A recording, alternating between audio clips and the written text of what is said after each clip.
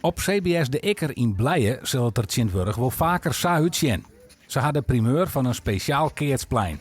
Van de morgen waart het feestelijk openen met een officiële ceremonie. Dit is het eerste plein wat we op deze manier openen. En er lezen inmiddels nog haast 15 plein ik op oren plakken in Friesland. Ik zie bij uzelf in het dorp in Jensen ben maar kritisch richting het Squalplein gaan. Omdat ze graag keertsen wonen, kritisch brekken. Dat wat ze maken hebben leidt naar een ruimbui. Ieder net meer, dus ik dacht van goh, zoe dit nou net oorskennen en makkelijker om bij een lid vanuit hunzelf zien. Wij willen graag keertsen. Nou, zo we dat dan ik faciliteren kennen. Een vraag dat het ook bij de basisscholen gauw om draaide.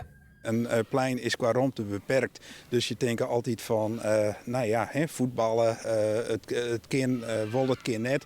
Daarvoor hebben we nou een mooie pannenkooi.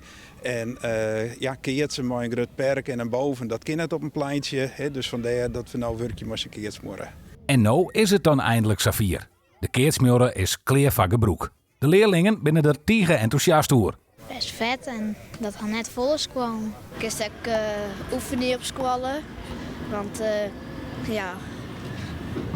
ik is net nou samen even in de zaal trainen.